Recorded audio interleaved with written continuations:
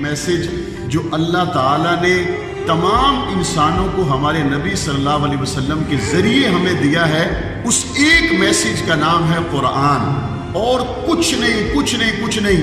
میرا یہ درد ہے، میری یہ فکر ہے، میری یہ کوشش ہے۔ آپ نیچے آئیں گے تو پھر معاملات کھڑے ہو جائیں گے کہ جناب ہم ابھی فقہ حنفی پڑھائیں، بریلوی پڑھائیں، دیوبندی پڑھائیں، اہل حدیث پڑھائیں، ہم کیا کریں۔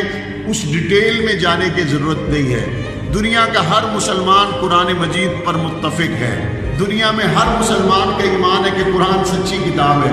کچھ بھی نہ کرے، صرف اتنا تو کر ہی لینا چاہیے۔ ہمارے ہائی اسکول تک جو بچہ پڑھ کے چلا جائے، کالج میں جائے، اس جھنگ کے بچے کے پاس باقی چیزوں کے ساتھ یہ زیور ضرور ہونا چاہیے کہ وہ جب کالج میں جائے تو اس کو پورا قرآن مجید کم از کم ترجمے کے ساتھ تو آتا ہو۔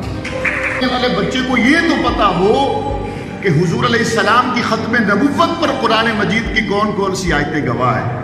ہمارے بچے کو کم از کم یہ تو پتا ہو کہ نماز کی اہمیت کیا ہے۔ ہمارے بچے کو یہ تو پتا ہو کہ سود کھانے والا اللہ اور اس کے رسول کے ساتھ جنگ کرتا ہے۔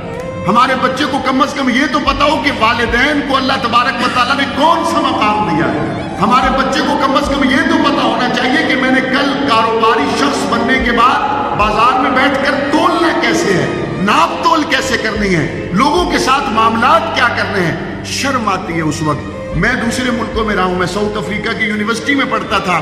وہاں ویکینڈ پہ جب میں جوہانسبرگ میں یا کسی علاقے میں جاتا تو وہاں پہ مجھے بہت سے پاکستانی ملتے۔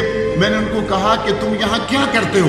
انہوں نے کہا ہم یہاں جو بھی کرتے ہیں ہم کسی کو یہ نہیں بتاتے کہ ہم پاکستانی ہیں، ہم زیادہ لوگوں کو یہ بتاتے کہ ہم انڈین ہیں۔ میں نے کہا کیوں؟